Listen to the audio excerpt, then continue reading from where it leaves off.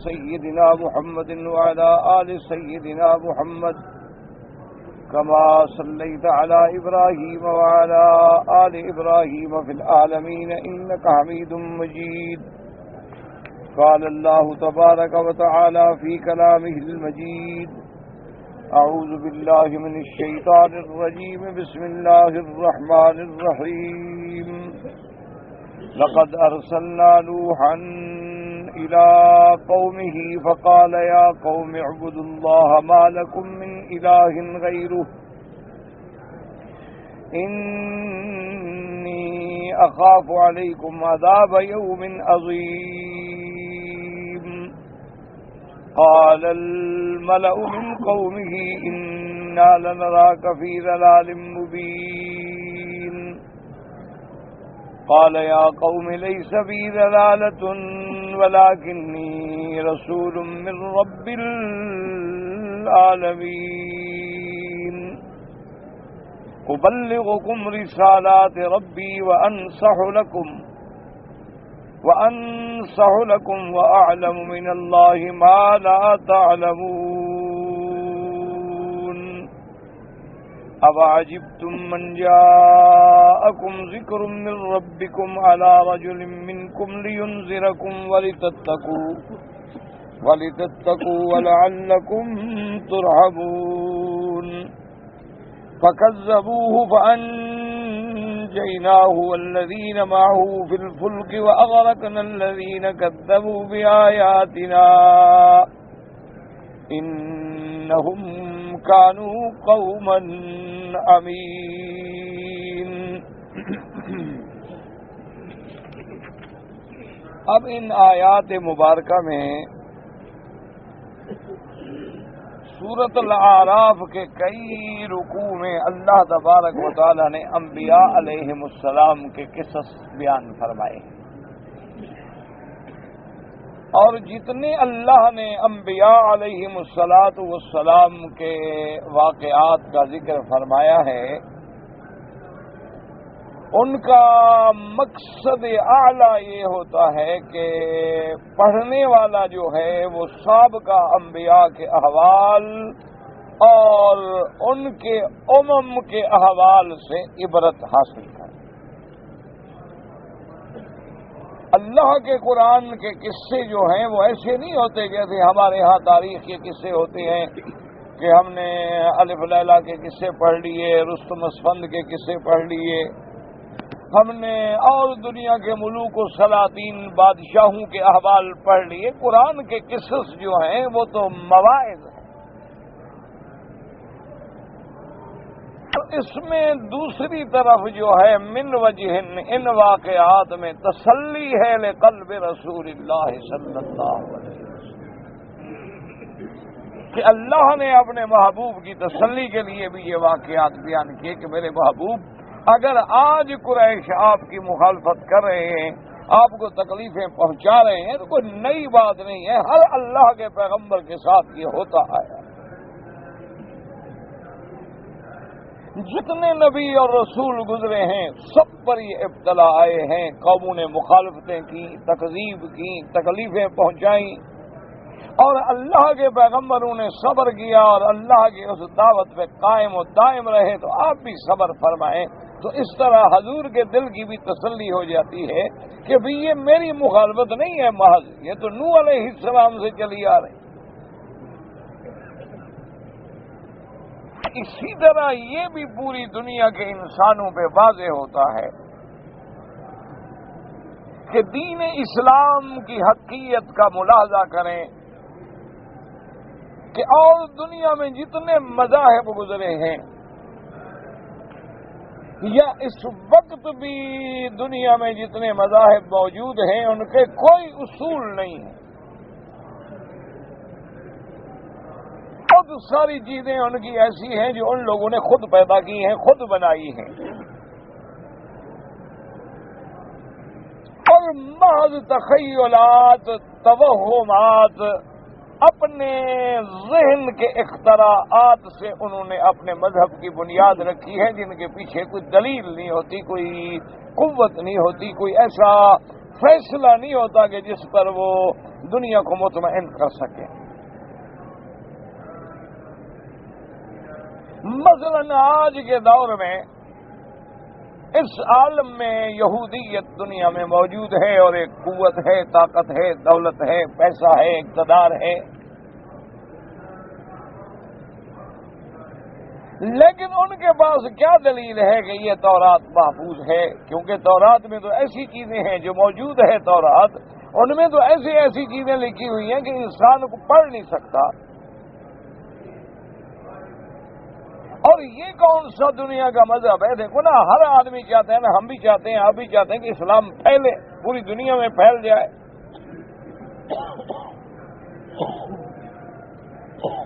اور دنیا کا کوئی بندہ بھی اسلام میں داخل ہونا چاہے تو ہم ان سے یہ نہیں پوچھتے ہیں کہ آپ کی قوم کیا ہے، برادری کیا ہے، نسل کیا ہے، نسب کیا ہے۔ اسلام میں آنا چاہتا ہے، اہلاً و سہلاً، بھائی ہے ہمارا۔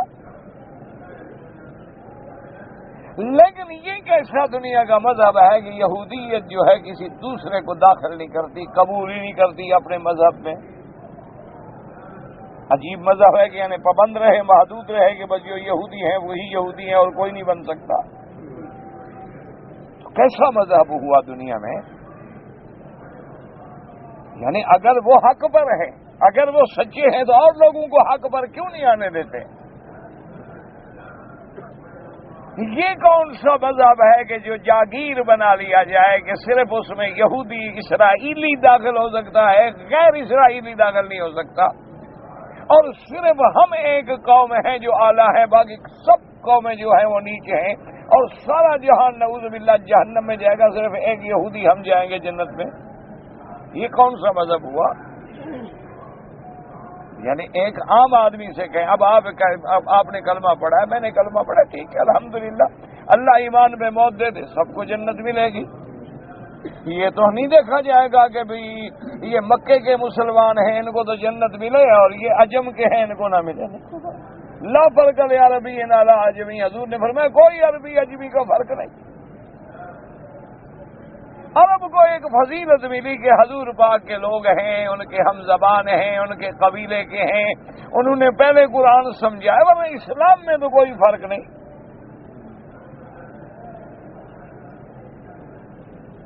یہ کیسا مذہب ہے؟ آپ مجھے آخر سمجھائیں گے جو یہ کہتا ہے کہ بھئی اور کوئی نہیں آ سکتا، بس ہم ہیں۔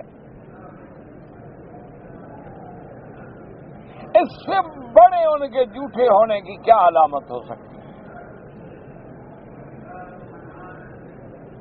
یہ کیسا مذہب ہے دنیا میں یہودیت کا جو یہ جانتے ہیں، اور ان کے مذاہب میں ان کے بڑے بڑے مفکرین جو ہیں کہ اپنے علاوہ جتنی قومیں ہیں، جتنے مذاہب ہیں، جتنی نسلیں ہیں، سب کو تباہ کر دو، برباد کر دو، لوٹ لو، کھا جاؤ، کوئی بات نہیں۔ اس لیے وہ جو کچھ کرتے ہیں یہ ان کا مذہب ہے، ان کا دین ہے، وہ دین سمجھ کے کر رہے ہیں۔ اسی طرح آپ دیکھ لیں کہ نصرانیت ہے، ان کے پاس انجیل ہے، لیکن ان کی کوئی دلیل نہیں کہ یہ انجیل وہی ہے جو عیسیٰ علیہ السلام پہ اترا تھا، کوئی دلیل نہیں، کیونکہ 4 انجیل تو اس وقت ان کے بعد موجود ہیں۔ مسلمانوں کے پاس تو کوئی 4 قرآن نہیں۔ مسلمان مشرق میں ہے، مغرب میں ہے، شمال میں ہے، جنوب میں ہے، عرب میں ہے، عجم میں ہے، گورا ہے، کالا ہے، ایک قرآن ہے اللہ کا، جی یہ قرآن بس۔ ان کے پاس 4 انجیل ہیں، اور ہر انجیل کے ماننے والا دوسرے کو غلط کہتا ہے، اور ان کو کہو چلو جی آپ یہ دلیل دیں، مہربانی کریں، ہمیں قائل کریں کہ یہ عیسیٰ علیہ السلام پہ انجیل اترا تھا اور وہ ہم تک کیسے پہنچا۔ دیکھو نا جی، ہم کہتے ہیں نا کہ قرآن اللہ کے نبی پہ اترا ہے، ہم تو چیلنج کرتے ہیں نا دنیا کو کہ بھی قرآن جو ہے یہ اللہ کا کلام ہے، جبریل لے کے آئے، حضور پہ اترا، اور پھر حضور پاک نے صحابہ کو پڑھایا، صحابہ نے تابعین، تبع تابعین کو پڑھایا، خلفائے راشدین نے جمع کیا، حضرت عثمان کے دور میں مکمل ہو کے سارا لکھا گیا، اور پورے اقوام عالم میں مصحف عثمان کے نام سے پہنچا دیا گیا، جس میں ایک حرف کا بھی فرق نہیں ہے۔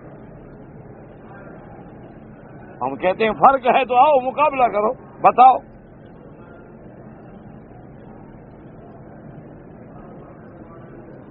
اور پوری کائنات میں جہاں مسلمان ہے یہی ایک قرآن ہے۔ ٹھیک ہے ہمارے اندر کچھ ایسے فرقے بھی پیدا ہوئے روافض میں جو یہ کہتے ہیں کہ اصل قرآن غار میں ہے، لیکن وہ ایک اتنا چھوٹی سی عدد ہے جن کی کوئی حیثیت بھی نہیں، اور اتنا بودی بات ہے، بے عقلی والی بات ہے کہ کوئی مسلمان ماننے کے لیے تیار ہی نہیں کہ اچھا قرآن ہے جو غار میں چھپا ہوا ہے، کب آئے گا؟ جب سب مر جائیں گے۔ بھائی وہ امام صاحب لے کے جو غار میں بیٹھے ہوئے ہیں مہدی صاحب چھپ کے، تو وہ کب آئیں گے؟ جب یہ مخلوق مر جائے گی تو کس کو پڑھانے آئیں گے؟ تو ایک ایسی بے عقلی والی بات ہے کہ ہر بندہ جانتا ہے کہ جھوٹ ہے، اور پوری امت نے آج تک ان کی اس بات کو تسلیم نہیں کیا۔ اچھا یہ کون سا مذہب ہے کہ آپ گناہ کریں اور پادری جو ہے وہ آپ کو بخش دے؟ یہ کون سا مذہب ہوا کہ بھی آپ گناہ کرتے ہیں ایک ہفتے میں اور اتوار والے دن گرجے میں چلے جائیں اور پادری کے سامنے اعتراف کر لیں اپنے گناہوں کا، اور وہی کھڑے کھڑے جناب پادری آپ کے سارے گناہ معاف کر دے گا، اگلے ہفتے پھر آپ شروع کریں کام؟ کیونکہ ہفتہ 22 جو ہے ادھر ایک ہفتے کے بعد آپ سیلری بھی مل جاتی ہے، ہفتے کے گناہ بھی بخشے جاتے ہیں، اگلے سال کام پھر شروع ہفتے میں۔ یہ کون سا مذہب ہے مجھے سمجھائیں؟ یہ کون سا مذہب ہے کہ جو یہ تعلیم دیتا ہے کہ جی مرغی ہے، بکرا ہے، گائے ہے، جانور ہے، ذبح نہ کرو، وہ تڑپتا ہے اور بہت بڑی تکلیف ہوتی ہے، اس کو بس کرنٹ سے مار دو، اس کو پہلے انجیکشن دے کے بے ہوش کر دو، ہم برداشت نہیں کر سکتے ہیں، جانور کا تڑپنا برداشت نہیں کر سکتے، لیکن 2-2 لاکھ مسلمان مر جائے تو کوئی بات نہیں۔ یہ کون سا مذہب ہے آخر؟ یعنی ان کو جانوروں سے ہمدردی ہے؟ یہ کیسا مذہب ہے؟ ان کو دنیا کے مچھلیوں سے تو ہمدردی ہے، اور سمندر میں کہیں تیل آ جائے، آلودگی آ جائے اور سمندری جانوروں کو تکلیف ہو جائے تو جناب بھاگتے ہیں اور پیسہ خرچ کرتے ہیں اور سمندروں کو صاف کر رہے ہیں، اور کنارے پہ بیٹھے ہوئے جانوروں کو دھویا جا رہا ہے، جی ان کو تیل لگ گیا، اڑ نہیں سکتے بیچارے، کیا حال ہوگا۔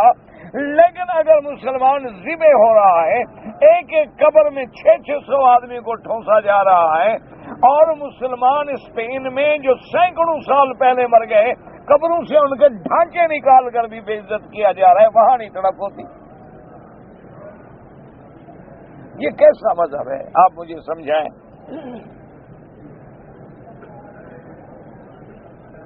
یہ کس قسم کا آخر مذہب ہے؟ کون سی اس میں انسانیت والی بات ہے؟ اسی طرح اب آپ جناب آگے آ جائیں، ہندو ہیں وہ کہتے ہیں جی یہ وید جو ہیں یہ بھی آسمانی کتابیں ہیں۔ اچھا جی ٹھیک، حاضر، کون لے آیا؟ کہتے ہیں یہ تو پتہ نہیں۔ بھئی آسمانی کتابیں جو ہیں کس پہ اتری؟ اتارنے والا فرشتہ کون تھا؟ پھر کس پہ اتری؟ اس نے یہ کتاب آپ تک کیسے پہنچائی؟ ہم تو بتا رہے ہیں نا کہ جبریل علیہ السلام لائے، غار حرا میں اترا، اور پھر سرکار دو جہاں نے اپنی زندگی میں صحابہ کو یاد کرا دیا، صحابہ نے جمع کیا، حضرت عثمان کے دور میں مکمل جمع ہو کے پوری دنیا میں پھیلا دیا گیا۔ ایک بات ہے ہر بندے کی، اور دلیل کیا ہے؟ ہم کہتے ہیں جی ایک عربی کو کھڑا کر دو، ایک ہندی کو کھڑا کر دو، قرآن سنو، دونوں میں فرق کوئی نہیں۔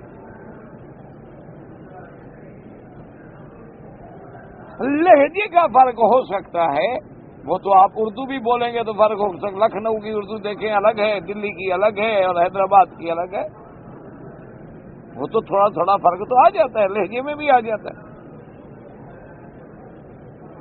ایک ہے۔ لیکن حرف اللہ کے قرآن کا کوئی زائد، کوئی ناقص، کوئی صورت نکال دی جائے، کوئی بڑھا دی جائے، یہ تو نہیں ہے۔ بھئی تمہارے وید جو آئے ہیں کس پہ آئے؟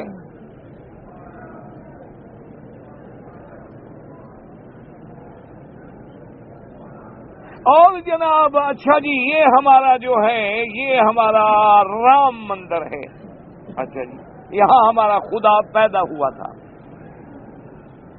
اچھا جی جب تک خدا تمہارا پیدا نہیں ہوا تھا تم کس کی مخلوق تھے؟ وہ تو بعد میں پیدا ہوا، اس سے پہلے جو گزری لوگ وہ کس کی مخلوق تھے؟ یہ تو بھگوان پیدا ہی بعد میں ہوا۔ کوئی آپ ٹھنڈے دل سے سوچیں کہ کوئی آدمی ان کی ان باتوں کو مذہب سمجھ کے مان سکتا ہے؟ یہ کیسا مذہب ہے کہ گھر میں 4 بندے ہیں کھانا کھا رہے ہیں، ایک منہ ادھر ہے ایک ادھر ہے؟ یہ کون سا مذہب ہے کہ ہر آدمی الگ کھائے؟ اور جناب یہ ہے کہ بھئی اگر مسلمان کا یا ان سے چھوٹی قومیں جو ہیں ان کا ہاتھ لگ گیا نا برتن کو تو برتن پلید ہو گیا۔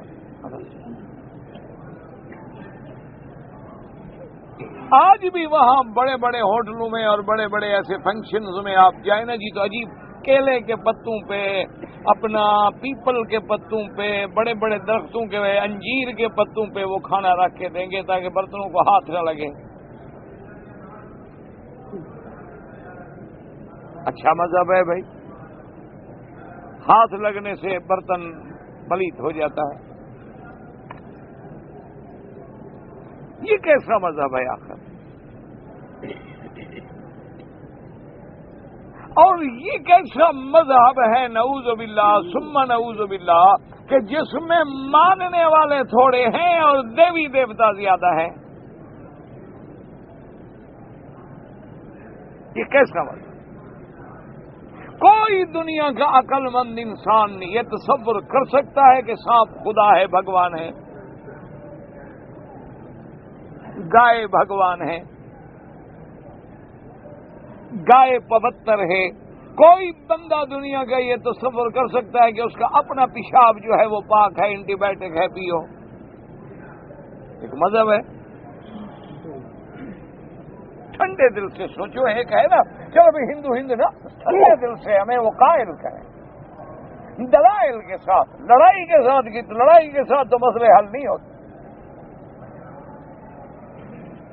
اسی طرح جناب آپ سکھوں کے دیکھیں کہ ان کے پاس بھی گرنتھ ہے، بھی یہ کہاں سے کتاب آئی ہے؟ اور جی گرو صاحب پہ۔ اچھا گرو صاحب کو کس نے لکھی ہو تو پتہ نہیں۔ اچھی بات ہے بھی، اچھی کتاب ہے، بڑی مقدس کتاب ہے، گرو صاحب پہ آئی ہے۔ اور سارے مذہب کی بنیاد کیا ہے جی؟ 5 ککے اکٹھے کر لو مذہب پکا ہو گیا، بس۔ یہ اچھا مذہب ہے کہ بھئی 5 کاف کٹھے ہو جائیں، یعنی ایک کڑا ہو ایک کچا ہو، یہ 5 ککے اس کو کہتے ہیں، 5 کاف کٹھے کر لیں بس مذہب پکا ہے۔ یہ کیسو ہیں، بال ہیں، ہاتھ میں کڑا ہے، ایک کڑا ڈالا ہوا ہوگا، ایک کچھا ہے، کرپان ہے، بس 5 ککے ہو گئے، مذہب پکا۔ اگر اس کا جناب کچھا اتار لو تو مذہب کا ناقص ہو گیا، ایک ککا ختم ہو گیا نا۔ بال کاٹ دو تو اور مذہب کا ختم ہو گیا، کرپان چھین لو تو مذہب اب پھر اور 3 حصے ختم ہو گئے۔ کون سا مذہب ہے؟ کیسا مذہب ہے؟ آپ ٹھنڈے دل سے سوچیں، غور۔ اور اس کے مقابلے پہ اب آپ آئیں ٹھنڈے دل سے، بغیر کسی بات کے، کھلے دل کے ساتھ، کہ اسلام کو دیکھیں کہ جو عقیدہ میرے پاک نبی نے سرکار دو عالم سیدنا محمد الرسول اللہ صلی اللہ علیہ وسلم نے مکے میں کھڑے ہو کے بیان کیا ہے، وہی حضرت نوح نے بیان کیا، اور کوئی اختلاف نہیں، کوئی اختلاف نہیں، بنیاد میں، اصول میں کوئی جھگڑا نہیں۔ اسی لیے ہمیشہ یاد رکھو کہ اسلام کے جتنے بنیادی عقیدے ہیں کوئی جھگڑا نہیں۔ اور اسی طرح اسلام کے احکام میں جو منصوص مسائل ہیں، یعنی جو بالکل قرآن کی آیت سے ثابت ہیں یا فرمان رسول سے ثابت ہیں، ان میں بھی کوئی جھگڑا نہیں، ہمیشہ یاد رکھو، قطعاً کوئی جھگڑا نہیں منصوص مسائل میں۔ یہ اختلاف کہاں ہے؟ جہاں فروعی مسائل ہیں، مستحب، اعلیٰ، اولا، افضل، غیر افضل، وہاں ائمہ کا اختلاف ہے۔ ایک امام کہیں گے بھی ظہر سے پہلے 4 رکعت سنت ہے، ایک امام کہتے ہیں 2 رکعت سنت ہے، لیکن ظہر کی نماز میں تو کوئی جھگڑا نہیں۔ بات کو سمجھا کریں، یہ تو جاہل لوگ لڑاتے ہیں نا جی، امام 4 امام آ گئے، دین کو تقسیم کر دیا، دین کو ٹکڑے ٹکڑے کر دیا۔ اگر ہم ہر آدمی کو وہی اختیار دیں گے تم تو لاکھ ٹکڑے کر ڈالو گے۔ اگر 4 اماموں کو چھوڑ کے ہم یہ کہیں گے جی ہر آدمی خود پڑھ لے، خود سمجھ لے، پھر کتنے ٹکڑے ہو جائے گا دین؟ پھر تو تم ٹکڑے گن ہی نہیں سکو گے۔ اس لیے ٹھنڈے دل سے سوچ لو کہ جتنا عقیدہ ہے کوئی فرق نہیں، تمام ائمہ کرام سلف سے لے کر خلف تک ایک عقیدہ ہے کہ خدا ایک ہے، اس میں کوئی جھگڑا ہے؟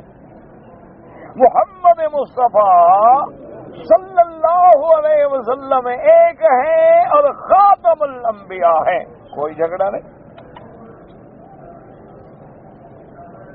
اصحاب رسول برحق ہیں، کوئی جھگڑا نہیں۔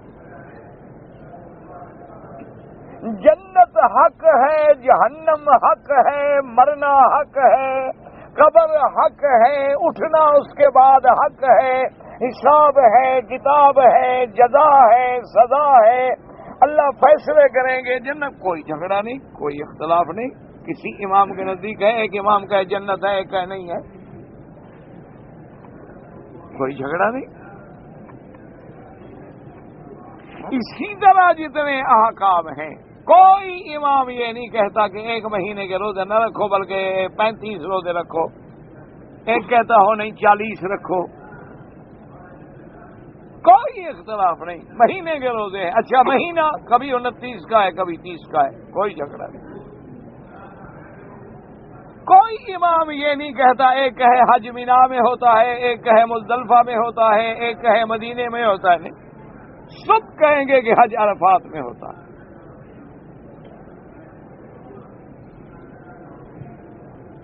اب تھوڑا اختلاف کہاں سے شروع ہوا؟ اس میں آ گیا کہ عرفات کا وقت کہاں ہے، کتنا ہے، اس میں اختلاف آ گیا۔ عرفات میں کوئی اختلاف نہیں، اور یوم الوقوف میں کوئی اختلاف نہیں کہ 9 کو ہوگا، کوئی بھی نہیں کہتا کہ 10 کو ہوگا۔ لیکن صرف اختلاف کہاں پیدا ہوا کہ بعض ائمہ نے کہا کہ عرفات کے دن کا جب سورج نکلتا ہے تو وقت شروع ہو جاتا ہے، کہ دن جو شروع ہو گیا عرفات کا، کہ حج ہے عرفات کے دن، اور دن جو ہے وہ 9 تاریخ کا، اور دن کہاں سے شروع ہوتا ہے؟ سورج نکلنے سے۔ ختم کہاں ہوتا ہے؟ سورج ڈوبنے سے۔ انہوں نے کہا بھی جب سورج نکل آیا تو دن شروع ہو گیا، لہذا عرفات کا وقت شروع ہو گیا۔ اور باقی جمہور ائمہ نے کہا کہ نہ، عرفات کا وقت شروع ہوتا ہے زوال کے بعد سے۔ کیوں؟ دلیل کیا دی کہ سرکار تشریف لے آئے، مزدلفہ مینا سے آپ چل پڑے اور وہاں میدان کے قریب بھی پہنچ گئے، لیکن وادی نبرہ میں خیمہ لگایا جو حد عرفات سے باہر تھی، پھر وہاں غسل فرمایا اور زوال کے وقت میں حدود عرفات میں داخل ہوئے۔ اگر پہلے وقت ہو گیا ہوتا تو حضور پہلے داخل ہو جاتے۔ اس بات میں تو ائمہ میں 2 قول آ گئے، لیکن یہ بھی بتلا دیا گیا ابھی جمہور کا فیصلہ یہی ہے کہ زوال کے بعد شروع ہوگا۔ یہاں تو کوئی لڑائی والی بات تو ہے نہیں، وہ تو ایک مطلق بات تھی کہ بھی دن کب ہوتا ہے؟ انہوں نے کہا جی سورج نکلنے سے۔ ختم کب ہوتا ہے؟ جی سورج ڈوبنے سے۔ انہوں نے کہا جی جب عرفات کا دن ہو گیا تو ماشاءاللہ حج شروع ہو گیا صبح سے۔ ایک مطلق دن کی تعریف میں ہمیشہ یاد رکھیں کبھی بھی ائمہ کا اختلاف نہیں ہوتا۔ اللہ ان کی قبروں پہ کروڑوں رحمتیں فرمائے، اصول دین میں کبھی اختلاف نہیں ہوتا، ان منصوص مسائل میں کبھی اختلاف نہیں ہوتا۔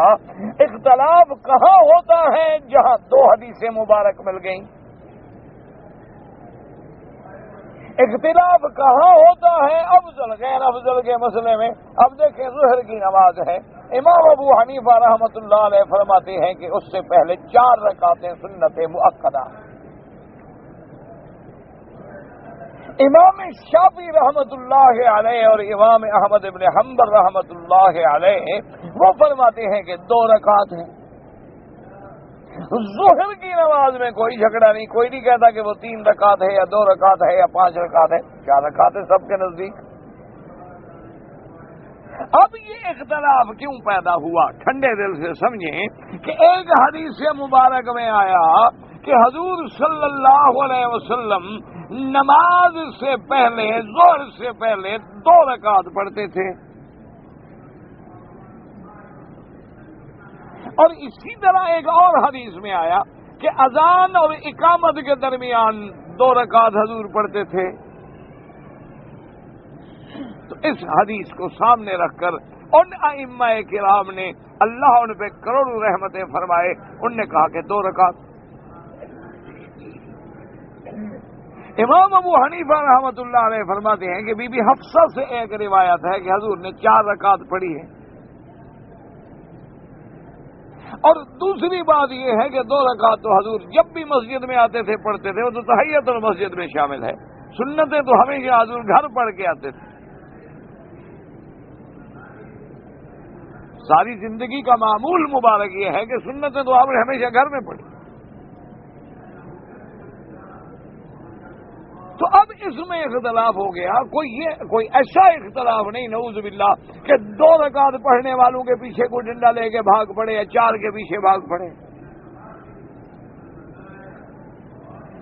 اچھا، پھر خدا کی قدرت دیکھیں، ایک ٹھنڈے دل سے سوچیں کہ قیامت والے دن تو بہرحال یہ فیصلے ہو جانے ہیں نا جی، کہ ان 2 اماموں کی تحقیق میں کس امام کی تحقیق اللہ کے فرمان کے مطابق تھی اور کس امام سے اجتہادی خطا ہو گئی۔ حالانکہ مجتہد سے خطا بھی ہو جائے تو اللہ ثواب دیتے ہیں کہ بھی اس نے کوشش کی ہے دین سمجھنے کی، بھول گیا، غلطی ہو گئی۔ اچھا، ایک ٹھنڈے دل سے سوچیں، قیامت والے دن یہ فیصلہ ہو گیا، ابھی جن لوگوں نے 2 رکعت کہی تھی نا ظہر سے پہلے، ان کا بات بالکل ٹھیک ہے، اچھا جی ٹھیک ہے، لیکن جن لوگوں نے 4 رکعتیں پڑھیں گی تو باقی 2 رکعتیں نفل کا ثواب مل جائے گا، ضائع تو نہیں جائیں گی نا؟ اللہ کسی کی محنت کو ضائع تو نہیں کر دیتے نا؟ ان اللہ لا یضیع اجر من احسن عملا، کوئی بھی آپ اچھا عمل کریں گے وہ ضائع تو نہیں ہوگا۔ میں عمل مثقال ذرۃ خیر یرا، ذرے کے برابر بھی ہو تو ملے گا۔ اچھا، ایک آدمی نے پڑھی تھی 4، فیصلہ ہو گیا 2 پر، تو اللہ حکم دے دے کہ بھائی اس کی 2 سنت بنا دو، 2 نفل کا ثواب دے۔ اچھا، اگر فیصلہ ہو گیا 4 رکعت کا، پڑھی ہم نے 2 ہیں، تو 2 کہاں سے لائیں گے؟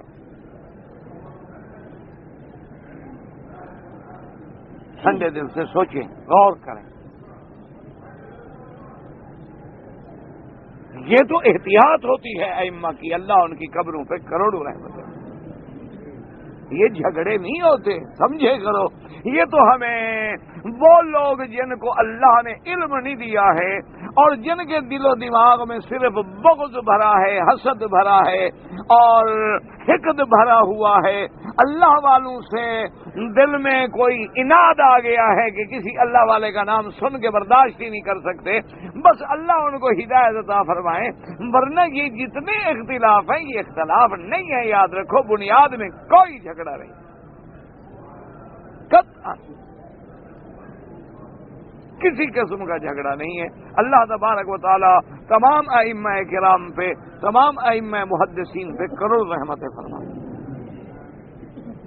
اب دیکھیں، امام ترمذی رحمت اللہ علیہ شاگرد ہیں، امام بخاری جو ہے استاد ہیں،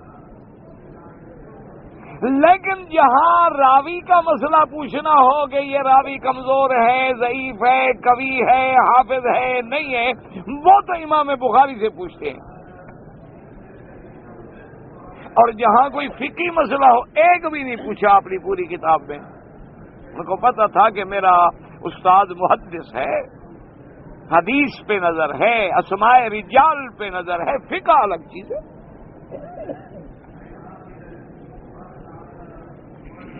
اور پھر یہ جو باب بنائے جاتے ہیں، یاد رکھو، مثلا امام بخاری رحمۃ اللہ علیہ نے اپنی کتاب میں ابواب بنائے ہیں، کتاب باب بدء الوحی، کتاب الایمان، کتاب العلم، کتاب، یہ سارے یہ بھی فقہ ہے، یہ فقہ ہے محدثین کی۔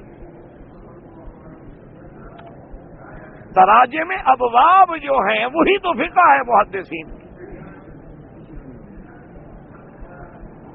اور آگے جو حدیث لائے ہیں، اب دیکھیں نا جی، ساری دنیا نے کتاب الایمان سے کتابوں کو شروع کیا، لیکن امام بخاری رحمت اللہ علیہ نے کتاب وحی سے شروع کیا، کیف کان بدء الوحی علی رسول اللہ۔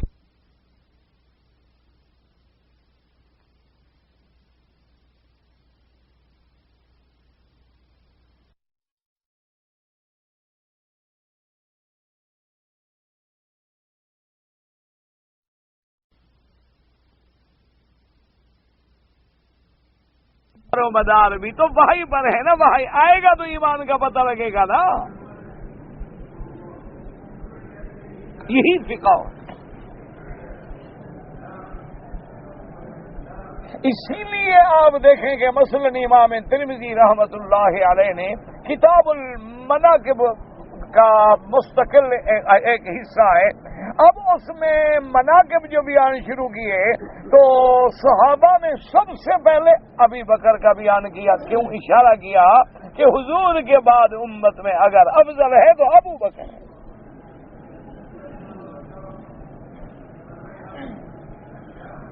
اس کے بعد پھر حضرت عمر کو لے آئے، پھر حضرت عثمان، پھر حضرت علی، وہی ترتیب قائم رکھی گئی۔ یہی عقیدہ ہے اہل سنت کا، اسی کا نام ہوتا ہے فقہ محدثین۔ فقیہ کا معنی کیا ہوتا ہے کہ وہ حضور کے قول مبارک سے، حضور کے عمل مبارک سے، حضور صلی اللہ علیہ وسلم کے اقوال، اعمال، افعال مبارک سے دین کو سمجھے، کیونکہ حضور کا ہر عمل نمونہ ہے۔ جیسے مثلا مکہ مکرمہ میں حضور پاک صلی اللہ علیہ وسلم نے، آپ نے گدھا پہ سواری فرمائی،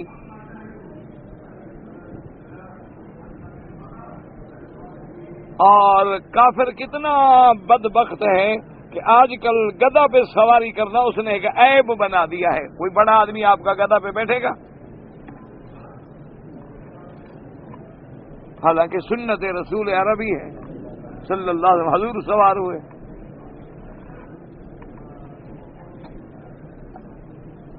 آپ کسی بڑے آدمی کو، آپ نے کسی ایم این اے کو، کسی ایم پی اے کو، کسی وزیر مشیر کو ذرا گدھا پہ بٹھا دینا، میں آپ کو مان لوں گا۔ انہوں نے یعنی نعوذ باللہ ایک سزا بنا دی ہے کہ گدھا پہ تو جی مجرم کو بٹھایا جاتا ہے نا۔ اچھا، حضور صلی اللہ علیہ وسلم نے مکے میں سواری فرمائی، اب حدیث میں تو اتنا آئے گا نا کہ راکب رسول اللہ، کہ حضور صلی اللہ علیہ وسلم گدھا پہ سوار ہوئے، اب حدیث میں بس اتنا لفظ ہے۔ اب یہ فقیہ کا کام ہے کہ وہ اسی سے مسئلہ نکالے گا۔ اس نے اسی سے مسئلہ نکالا، اس نے کہا کہ لوگ بات سمجھو کہ الحر مکہ تھا، گرمی ہو مکے کی، اور شکل ہو نبوت کا، وزن ہو نبی کا، اور جب حضور سوار ہوں گے تو پسینہ جانور کو کیسے نہیں آیا ہوگا، اور پسینہ کپڑوں کو بھی لگا ہوگا۔ حضور نے کپڑا نہیں دھویا تو مسئلہ نکل آیا کہ جانور کے پسینے سے کپڑا پلید نہیں ہوتا۔ اب ایمان سے کہا، اس نے حدیث سے نکالا ہے، خود بنایا ہے۔ اس کا نام ہے فقہ، اسی کا نام ہے استنباط، کہ بھی ایک مسئلہ گزرا ہے، اب اسی کو وہ سمجھ رہے ہیں۔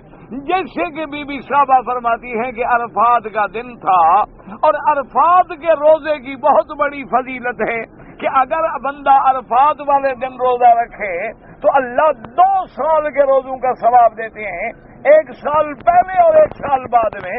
اتنی بڑی فضیلت ہے۔ اب بی بی صاحبہ کہتی ہیں کہ ہم پریشان ہوئے، ہمیں پتہ نہیں لگ رہا تھا کہ حضور پاک کو روزہ ہے کہ نہیں۔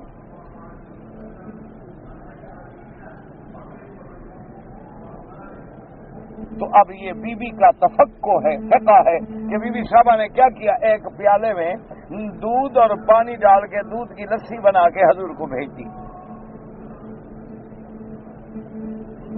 کیوں پانی یا تو حضور مانگے تو بھیجے، حضور نے تو مانگا ہے نہیں۔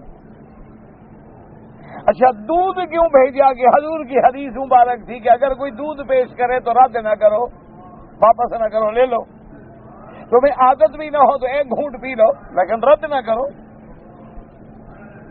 اس کو پتا تھا کہ جب اللہ کے نبی نے فرمایا کہ دودھ رد نہ کرو تو حضور بھی رد نہیں کریں گے، اور کوئی چیز بھیجیں گے تو پتہ نہیں آپ کہنے رکھ دو بھائی، پھر بھی تو مسئلہ حل نہ ہوا نا۔ تو بی بی صاحبہ نے دودھ بھیج دیا، حضور اونٹنی پہ بیٹھے ہیں، دودھ کا پیالہ پیش کیا کہ حضور نے پی لیا۔ ساری امت کو سمجھ آ گیا کہ عرفات کے دن حضور کو روزہ نہیں تھا۔ یہ کام ہوتا ہے دین کے سمجھنے کا۔ مسئلہ حل ہو گیا کہ جو بندہ حج پہ جائے وہ روزہ نہ رکھے، اور جو بندہ حج نہ کرے وہ عرفات والے دن روزہ رکھے، تاکہ اس کو روزے کی فضیلت مل جائے۔ ایک مسئلہ حل ہو گیا۔ اسی کا فقہا کا یہ کام ہے، ان کو گالیاں دینے سے ان کے شان میں کمی نہیں آئے گی، اپنی عاقبت برباد ہو جائے گی، اپنی قبر سیاہ ہو جائے گی، اپنے خاتمہ خراب ہونے کا ڈر ہو جائے گا۔ من آزالی ولی فقد آذنتہ بالحرب، یہ بھی حدیث رسول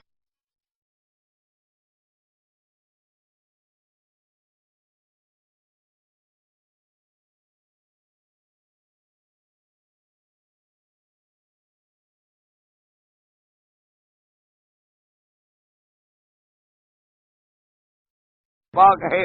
حضور پاک نے فرمایا، اللہ کا فرمان ہے کہ جو میرے دوستوں کے ساتھ جنگ کرے وہ میرے ساتھ لڑائی کے لیے تیار ہو جائے۔ اللہ والوں کے ساتھ جنگ کرنا کو مذاق ہوتی ہے،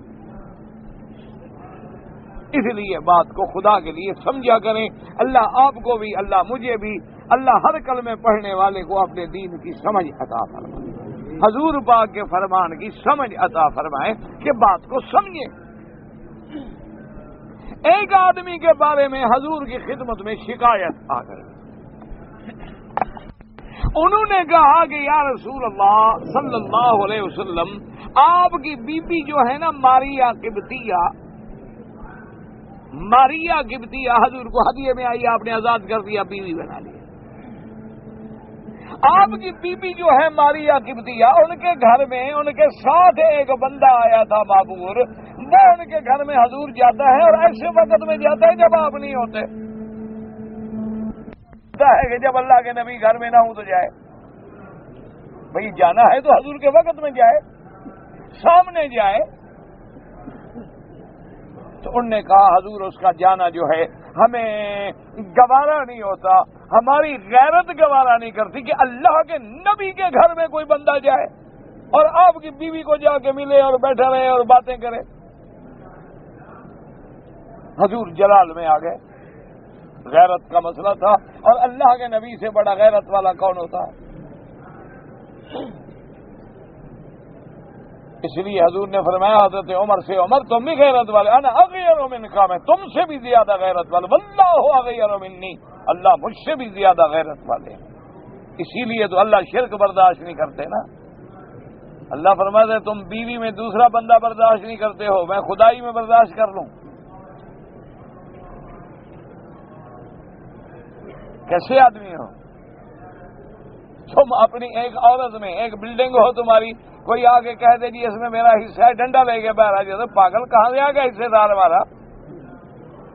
تم اپنے زمین میں شریک نہیں بناتے ہو، مکان میں شریک نہیں بناتے ہو، اپنے کاروبار میں اور میری خدائی میں شریک بناتے ہو، کبھی مردوں کو کبھی زندوں کو۔ تو اللہ کی غیرت شریک کیسے گوارا کرے؟ تو حضور پاک نے حضرت علی کو بلایا رضی اللہ تعالیٰ، آپ نے فرمایا کہ علی فلاں بندہ میں نے سنا ہے، مجھے شکایت ملی ہے کہ وہ میرے گھر میں میری غیر حاضری میں جاتا ہے جب میں نہیں ہوتا، اس کو جا کے بس گردن اڑا دو تلوار سے۔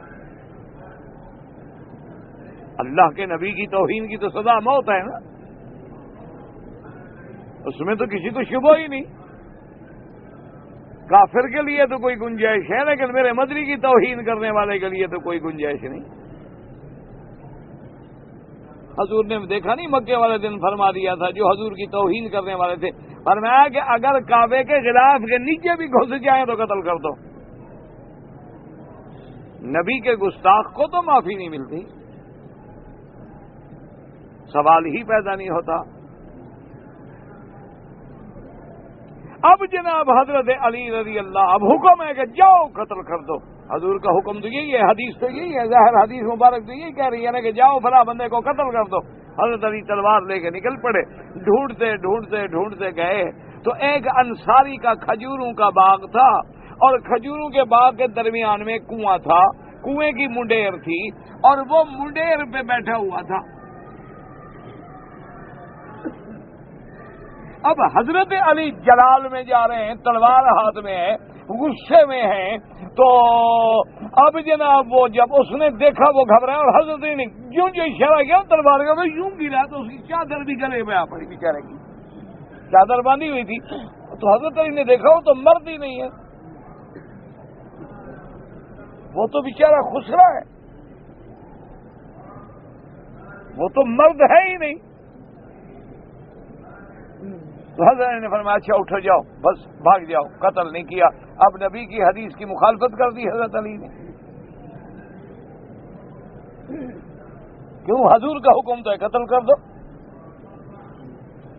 لیکن یہ فقہ تھی، تفقہ تھا حضرت علی کا، کہ حضرت علی کو بات سمجھ آ گئی کہ قتل کرنے کی وجہ ہے غیرت، اور غیرت یہ ہے کہ حضور کے گھر میں یہ جاتا ہے، اور یہ بندہ تو مرد ہی نہیں ہے بیچارہ، تو اس سے کیا خوف؟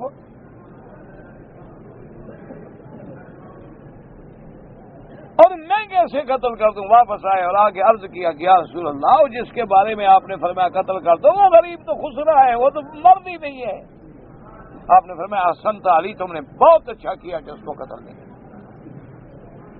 کہ تم نے سمجھ سے کہا۔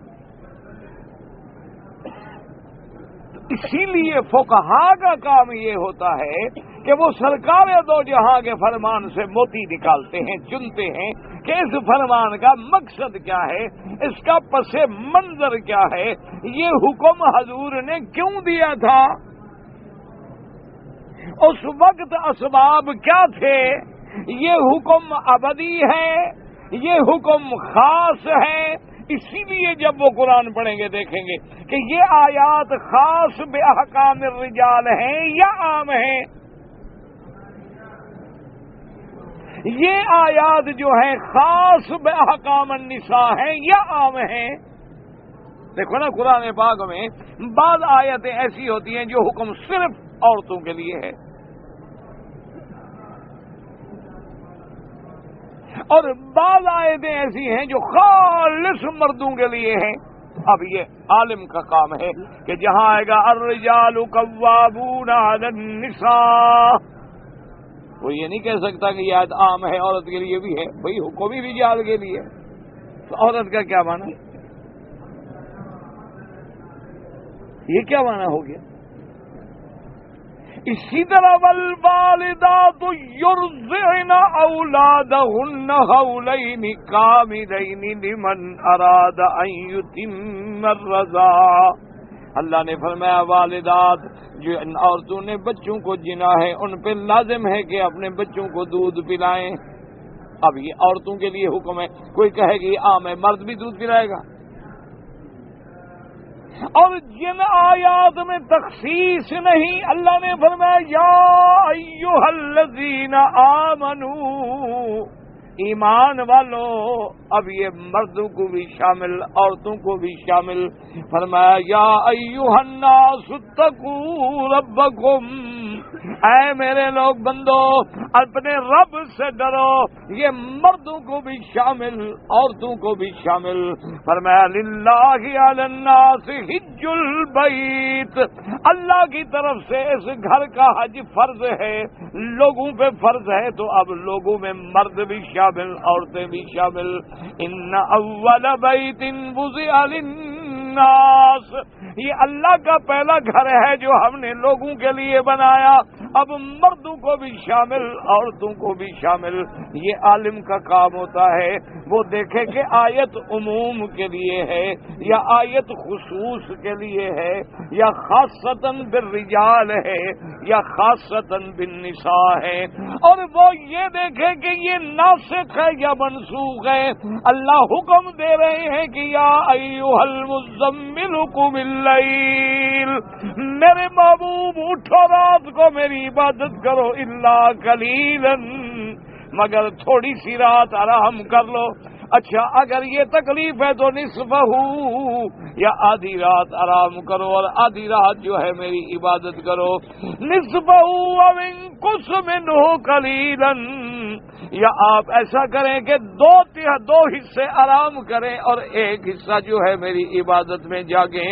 اب آگے جا کے جب پڑے گا علم ان سیکون منکم مرضی وآخرون یضربون فی الارض یبتغون من فضل اللہ وآخرون یقاتلون فی سبیل اللہ۔ اللہ نے فرمایا میرے محبوب ہم جانتے ہیں کہ تیری امت میں ایسے لوگ ہوں گے جو بیمار بھی ہوں گے، ایسے لوگ ہوں گے جو بیچارے تاجر ہیں، سفر میں ہے، رزق کمانے والے ہیں، ایسے لوگ ہیں جو میرے راستے میں جہاد کرنے والے ہیں۔ اب بیمار ہے یا مسافر ہے، مجاہد ہے، وہ تو ساری رات نہیں جاگ سکتا۔ فَقْرَؤُوا مَا تَيَسَّرَ مِنْهُ، اب تم اتنی پڑھ لو جتنی اللہ تمہیں توفیق عطا فرمائے۔ تو اب عالم سمجھے گا کہ وہ پہلا حکم جو تھا آدھی رات والا ختم، وہ منسوخ ہو گیا، کہ اب اللہ نے رعایت کر، اب اللہ نے رعایت کر دی، جتنی تہجد ہو سکے پڑھ لو، چلو 2 رکعت 4 رکعت 10 منٹ 15 منٹ 5 منٹ جتنا اللہ توفیق دے۔ اب وہ پابندی تو پہلا حکم منسوخ ہو گیا، یہ ناسخ ہو گیا۔ اچھا دونوں آیتیں قرآن میں موجود ہیں، اب یہ عالم کا کام ہے کہ وہ بتلائے گا کہ منسوخ تو ہے لیکن منسوخ الحکم ہے، منسوخ التلاوت نہیں ہے۔ اور بعض اوقات ایسی بھی آیات ہیں کہ منسوخ تلاوت ہے لیکن حکم باقی ہے، جیسے کہ رجم کے معاملے میں۔ تو یہ علماء کا کام ہے، یہ فقہا کا کام ہے، یہ مفسرین کا کام ہے کہ وہ اللہ کے قرآن سے، محمد مدنی کی حدیث سے مسائل کو سمجھیں اور امت کے لیے ان کو کھول کے بیان کر کے سمجھا دیں۔ یہ معنی نہیں ہوتا نعوذ باللہ کہ وہ حدیث پہ عمل نہیں کرتے یا حدیث کا انکار کرتے ہیں، نہ، نعوذ باللہ۔ ہماری نظر محدود ہے، ان کی نظر وسیع ہے۔ ہماری نظر میں ایک حدیث ہے، دوسری نہیں۔ ان کا زمانہ جو ہے اقرب الی زمان رسول اللہ صلی اللہ علیہ وسلم، ان کے پاس زیادہ علم ہے، ان کے پاس زیادہ تقویٰ ہے، ان کے پاس زیادہ فضل ہے، ورنہ کیا ضرورت ہے کہ اللہ تمہیں سارے نبیوں کے قصے سنائے؟ کیوں؟ بس ہمارے لیے تو ہمارے نبی کافی ہے۔ لیکن اللہ تبارک و تعالیٰ نے قرآن میں تقریباً 25 انبیاء ہیں جن کا نام لے کے اللہ نے قرآن میں واقعی بیان فرمائے ہیں۔ اس لیے اب دیکھیں ہم تو پڑھیں گے لقد ارسلنا نوحا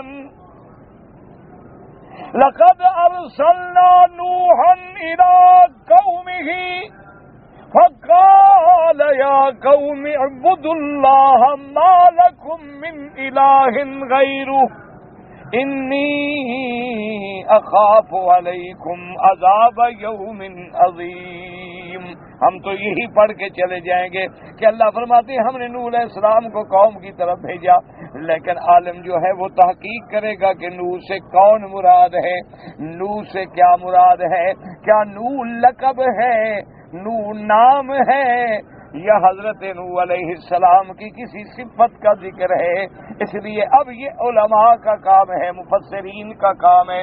اس لیے علماء نے گھال ڈالی کتابیں، بعد نے لکھا کہ آپ کا نام جو ہے وہ شاکر تھا، بعد نے فرمایا آپ کا نام جو ہے سکن تھا، اور بعد نے فرمایا آپ کا نام جو ہے عبد الغفار تھا۔ لیکن نوح کیوں کہا گیا؟ لکثرت معناہا، حضرت نوح چونکہ اللہ کے آگے بہت روتے تھے، بہت غم کرتے تھے، روتے روتے آپ کے رخساروں پہ بھی نشان پڑ گئے تھے، اس وجہ سے لقب ہو گیا نوح کا۔ اسی طرح آج کل کہتے ہیں نا نوحہ، یہ کہتے ہیں نا نوحے ہیں جی، یہ مرثیے پڑھتے ہیں اور نوحے پڑھتے ہیں، مانا کیا ہوتا ہے وہ غم والی چیزیں، وہ غم کرنا۔ تو حضرت نوح اتنے روتے تھے کہ لقب ہی نوح ہو گیا۔ اور یہاں سے مسئلہ نکلا کہ کبھی لقب مشہور ہو جاتا ہے، کبھی کنیت مشہور ہو جاتی ہے۔ جیسے حضرت ابی ہریرہ کنیت مشہور ہو گئی، نام مشہور نہیں ہوا۔ ابی سلمہ کنیت مشہور ہو گئی، نام مشہور نہیں ہوا۔ ابی بکر کنیت مشہور ہو گئی، صدیق لقب مشہور ہو گیا، نام مشہور نہیں ہوا۔ تو اس لیے قرآن پاک نے بھی ذکر کر کے اشارہ کر دیا کہ یہ آپ کا نام تو نہیں لقب ہے، لیکن مشہور اسی سے ہو گئے، اسی لیے ان کو ذکر کیا گیا لقد ارسلنا نوحا الی قومہ۔ اب یہ عالم کا کام ہے کہ وہ کہے گا ارسلنا نوحا الی قومہ، کہ لفظ ارسال ہے، ارسال رسول کے مادے میں ہے، تو ہمیں سمجھ آئی کہ نوح علیہ السلام صرف نبی نہیں بلکہ رسول بھی ہیں، کیونکہ لفظ اللہ فرما رہے ہیں لقد ارسلنا، یہ نہیں ہوتا بس اردو کا ترجمہ دیکھ لو جی بس یہ جی ہم تو قرآن خود سمجھ لیتے ہیں، سبحان اللہ۔ جیسے آج کل لوگوں نے سمجھا نا قادیانی اسی لیے بنے نا، پرویز اسی لیے بنا، لوگ گمراہی میں اسی لیے گئے نا کہ مربع کبھی مربی کے بغیر نہیں بنتا، جو خود بناتے ہیں نا ماشاءاللہ کبھی جلا دیں گے، کبھی کچا کبھی پکا، کبھی بن بھی گیا۔ دیکھیں نا جی آپ دیکھیں مثال کے طور پر اگر یعنی ہمیں خود روٹی پکانی پڑے نا، گھر میں 4 مہمان آ جائیں اور روٹی پکانی پڑ جائے مولوی صاحب کو خود، تو آپ تماشا دیکھیں کہ سارا کچن جو ہے الٹا پڑا ہوگا، کہیں آٹا کہیں نمک، اور آدھا داڑھی میں آٹا ہوگا آدھا، کیوں یہ کام ہی نہیں، اور عورت کھڑے کھڑے 10 آدمی کا کھانا پکا دے گی اور کچھ بھی نہیں بگڑے گا، ہر چیز اپنی جگہ پر بھی رکھی ہوگی۔ اور اگر ہم جناب کہیں کہ جی ماشاءاللہ مولوی ہیں اتنا عرصہ ہو گیا دین پڑھتے ہوئے، یار یہ 2 روٹیاں بھی ہم نہیں بنا سکتے، تجربہ کر دیکھیں رات انشاءاللہ، آدھی داڑھی جلائیں گے آدھے ہاتھ جلائیں گے، روٹی پھر بھی انشاءاللہ یا کچی ہوگی یا سڑ جائے گی یا جل جائے گی، کیوں ہر کسی کا کام ہے۔ اسی لیے اب یہ علماء کا کام ہے، یہ مفسرین کا کام ہے، ایک ایک لفظ سے سمجھا لقد ارسلنا۔ اچھا پھر انہوں نے کہا کہ اللہ نے فرمایا لقد ارسلنا، اتنا کہہ دیتے کہ ارسلنا، پھر لام بھی قد بھی لگانے کی کیا ضرورت تھی؟ اتنا کہہ دیتے ارسلنا انا ارسلنا نوحا، دوسری جگہ بھی تو ہے۔ تو اس کی تاکید و توکید کے لیے کہ اللہ نے لام ابتدائی اور قد حرف تحقیق کے بڑی پکی بات ہے میرا مدنی، اس میں کوئی شبہ نہیں ہے۔ لقد ارسلنا نوحا الی قومہ، اور یہ بھی مسئلہ سمجھ آیا کہ نوح علیہ السلام ساری دنیا کے لیے نبی نہیں بنے، ساری کائنات کے نبی نہیں بنے، اپنی قوم کے لیے ان کو نبی بنا کے بھیجا گیا، اپنی قوم کے لیے آئے، جیسے عیسیٰ علیہ السلام آئے لیکن بنو اسرائیل کے لیے، پورے عالم کے لیے نہیں۔ یہ شان ملی ہے تو صرف میرے محبوب محمد مصطفیٰ صلی اللہ علیہ وعلا آلہ وسلم تسلیما کثیرا، کیونکہ اللہ نے فرمایا حضور کے بارے میں وما ارسلناک الا رحمتا للعالمین، اور کہیں فرمایا کافتا للناس، اور کہیں فرمایا میرا محبوب کہہ دو یا ایھا الناس انی رسول اللہ الیکم جمیعا۔ وہاں یہ نہیں کہ محمد مدنی کو قوم میں بھیجا گیا ہو، حضور کو قریش کے لیے بھیجا گیا ہو، حضور کو مکے والوں کے لیے بھیجا گیا ہو، صرف مدینے والوں کے لیے فرمایا نا یا ایھا الناس، ساری مخلوق کے لیے میرا محمد۔ جیسے اللہ کی ربوبیت کس کے لیے ہے؟ رب الناس، سب کا رب، اور میرا محمد مدنی بھی سب کا نبی، بلکہ نبیوں کے نبی امام الانبیاء والمرسلین علیہم الصلاۃ والتسلیم، اللہ کے کروڑوں صلاۃ و سلام ہوں، کیونکہ ہر نبی اپنی قوم کے لیے نبی، میرا مدنی جو ہے ساری دنیا کے لیے نبی، سارے عالم کے لیے نبی، انس و جن کے لیے نبی۔ کیوں؟ یا معشر الجن والانس، دونوں کو خطاب آ رہا ہے، جنوں کو بھی انسانوں کو بھی، اس لیے جن و انس کے لیے نبی۔ اچھا، ہر نبی ایک زمانے کے لیے، ایک وقت کے لیے نبی، میرے مدنی کی نبوت بھی قیامت تک۔ اللہ کی شان ہے، سارے نبی آئے جانے کے لیے، پر میرے مدنی آئے تو پوری کائنات پہ چھا جانے کے لیے، ساری کائنات پہ اللہ کے نبی کی نبوت ہے۔ اب یہ لفظ کہاں سے سمجھ آیا؟ قوم سے، ایک قوم کے لفظ سے اشارہ ہو گیا کہ نوح علیہ السلام رسول ہیں، لیکن اپنی قوم کے لیے ہے، پوری دنیا کے لیے نہیں ہے۔ لقد ارسلنا نوحا الی قومہ، اور اس کے بعد پہلا خطاب کیا کیا کہ قال یا قوم اعبدوا اللہ، یا قوم اعبدوا اللہ ما لکم من الہ غیرہ، کہ اے میری قوم اللہ کی عبادت کرو، اس کے سوا کوئی معبود برحق نہیں۔ تو پہلا عقیدہ کیا تھا؟ توحید۔ اب نوح علیہ السلام کی دعوت کا پہلا اصول کیا ہے؟ توحید۔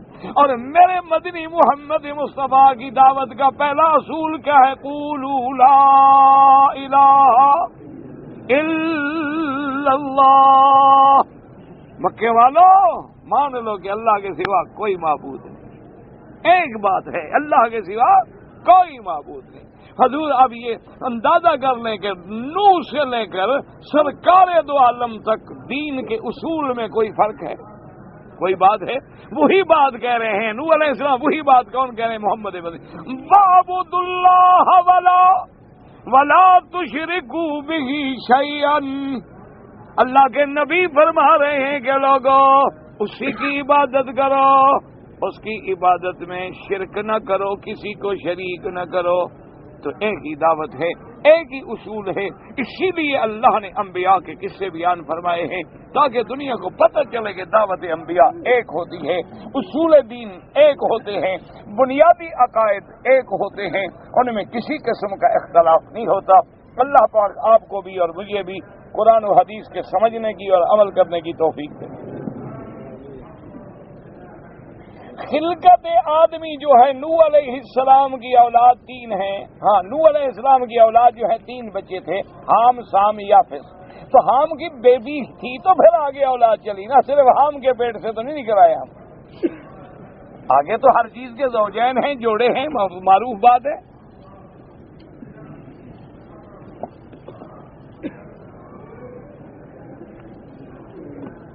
نے عمرہ کیا اور کینچی سے تھوڑے تھوڑے بال کٹوائے، لیکن آج مجھے بندے نے سمجھایا تو میں نے پھر کپڑے اتار کے دوبارہ پھر پورے بال کٹوا دیے، ٹھیک ہو گیا، دم سے آپ بچ گئے۔ لیکن جو لوگ عمرہ کرنے کے بعد ٹک لگواتے ہیں، ایک تو دم پڑ جاتا ہے، دوسرا وہ احرام سے بھی نہیں نکلتے۔ احرام کپڑے کھول دینے کا نام نہیں ہے، احرام یہ ہے کہ یا تو سر پہ اس طرح پھروائیں، یا اپنے جتنے تمہارے بال ہیں ان کا کم از کم چوتھا حصہ سارے سر سے کٹ جائے۔ وہ تو ایک امام شافعی رحمت اللہ علیہ کے نزدیک گنجائش ہے کہ اگر کسی نے تین بال کاٹے، وہ کہتے ہیں دم نہیں پڑے گی، وہ یہ نہیں کہتے کہ ایسا کرو۔ اب لوگوں نے چونکہ ان کو اسی میں مزہ ملتا ہے، سب دو کال ادھر سے دو ادھر سے، عمرہ ہو گیا اور جناب انگریزی بال بھی نہ بگڑے، اللہ بھی راضی، انگریز بھی راضی، ہاں دونوں کام ہو گئے نا، صبح کو پی اور شام کو توبہ کر لی۔ حج کے دن جو ہے 8 دن مدینے میں رہنا کوئی واجب نہیں، ایک فضیلت ہے، اللہ نصیب کر دے 40 نمازیں، ورنہ تو بالکل 1 منٹ کے لیے حاضری دیں اور چلے جائیں، کوئی بات نہیں۔ وضو کے قرآن یاد ہے تو پڑھتے رہیں، لیکن قرآن کو ہاتھ نہ لگائیں۔ 2 مائیں ہیں، یعنی ایک تو میں جس سے پیدا ہوا، ایک دوسری باپ نے شادی کی، تو میں اپنی سوتیلی والدہ کو زکوٰۃ دے سکتا ہوں؟ نہیں، وہ تمہاری ماں ہے، ماں کو کیوں زکوٰۃ دو؟ پیسے دو پیسے، اسی لیے اللہ نے تمہیں پیسہ دیا ہے کہ ماں کو زکوٰۃ دیتے ہو. تو غیرت ہونی چاہیے آدمی کو. زکوٰۃ تو فقیروں کو دی جاتی ہے، ماں کو فقیر اور ملازم نوکر سمجھتے ہیں، غریب سمجھتے ہیں.